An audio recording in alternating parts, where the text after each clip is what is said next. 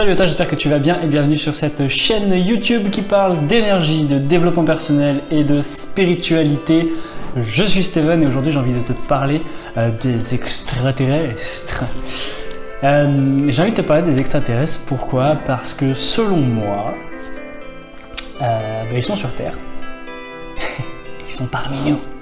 Non, voilà, j'emmène ça avec de la légèreté parce que c'est un sujet sensible quand même, hein, on va se le dire. Où il y a tout et n'importe quoi qui est raconté et je m'inscris à nouveau dans ce tout et n'importe quoi, moi aussi. Je participe à ça, mais moi ce que j'ai envie de te partager, de te raconter, selon moi c'est pas n'importe quoi. Et encore une fois, ça n'engage que moi, hein, voilà, disclaimer à nouveau sur ma définition de la vérité, qu'est-ce que c'est la vérité, etc. Je te mets la petite fiche, j'ai fait une vidéo là-dessus. Moi, je vais te raconter ma vérité, je vais te raconter mon expérience et je vais te raconter pourquoi, selon moi, les extraterrestres sont sur Terre, parmi nous, qui ils sont, comment ils œuvrent, etc. Pourquoi je crois que les extraterrestres sont sur Terre? Parce que pour moi, et selon moi, j'en fais partie et j'en suis un. Pour bien comprendre tout ça, j'ai envie de te ramener à mon expérience du scan thérapeutique. J'ai fait à nouveau une vidéo là-dessus pour expliquer ce que c'est et plus particulièrement pour le côté scan. Le côté scan qui est notre faculté que nous avons tous à scanner notre environnement, à sentir les énergies qui sont autour de nous et à pouvoir se connecter à différentes énergies, un petit peu comme dans Avatar où il y a Eywa, il me semble, où il se connecte avec les tresses à différents animaux, végétaux.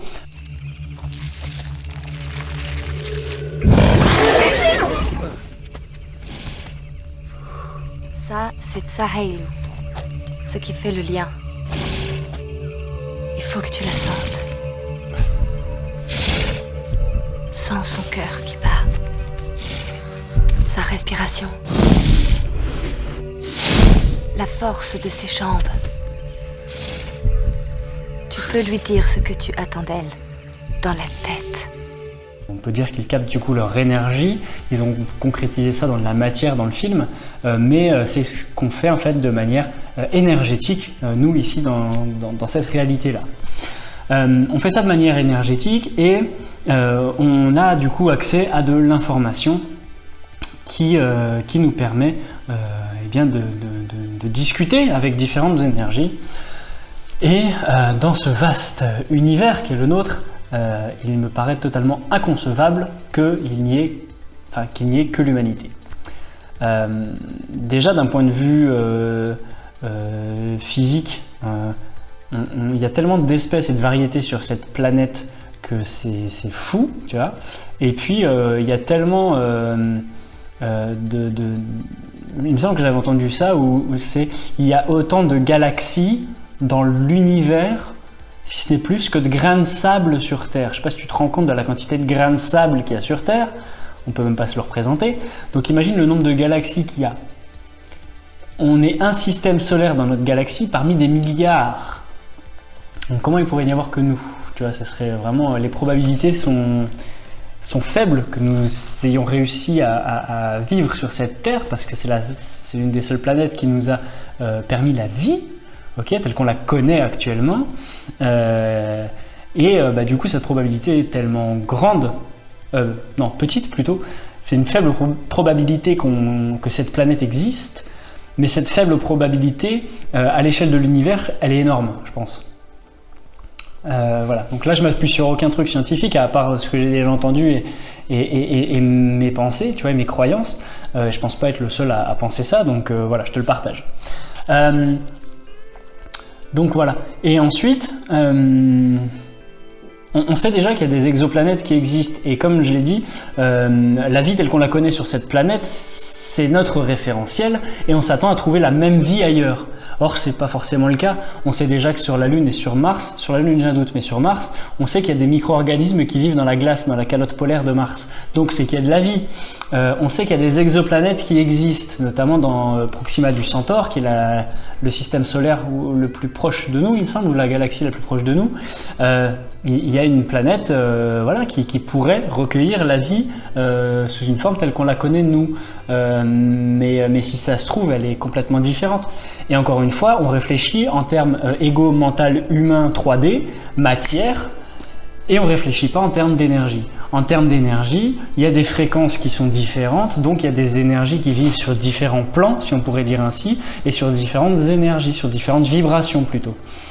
C'est comme, voilà, il y a une multitude de chaînes télé qui existent. Or, quand on clique sur la une, on voit qu'une seule chaîne.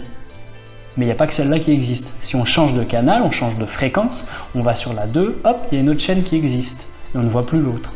Okay, donc il y a différentes strates, différentes couches. Pareil pour la radio, quand on tourne le bouton, on capte une fréquence. Okay, et pour moi, dans l'énergie, c'est la même chose.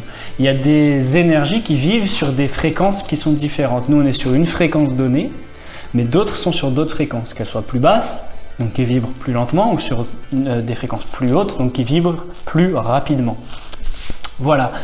Donc tout ça pour dire que les extraterrestres sont sur Terre et ne sont pas forcément là où on les attend, ni sous la forme qu'on a envie de leur donner.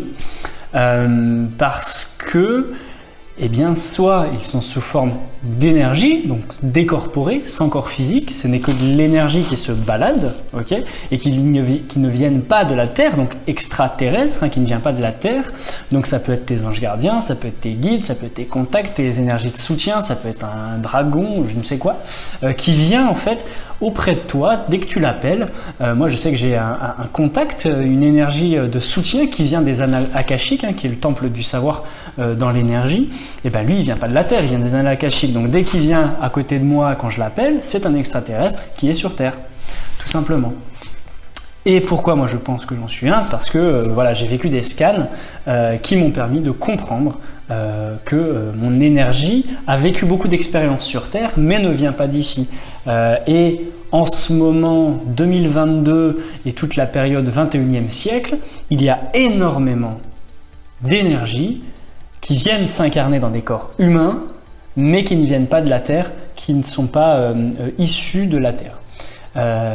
C'est ce qu'on appelle les enfants indigos, les zèbres, etc. etc. Il y en a d'autres que je ne connais plus, les enfants cristal, je crois, ou enfin ce genre de choses. Et toutes ces personnes-là qui se disent zèbres, qui sont au potentiel, qui sont indigo, cristal, lumière, je sais pas quoi, diamant, et bien en fait c'est des énergies, pour moi, la majorité sont des énergies qui viennent d'ailleurs, qui viennent par exemple, ça peut être de tellement d'endroits en fait, mais qui viennent de plans de conscience qui sont beaucoup plus avancés spirituellement et qui sont beaucoup plus avancés au niveau du travail de l'unité, mais qui viennent ici s'incarner sur Terre, non pas pour perdre ça, mais pour aider justement l'humanité à atteindre leur niveau de conscience. Non pas qu'on soit à la traîne, chacun suit son chemin, il n'y a pas de signe de jugement de valeur là-dessus.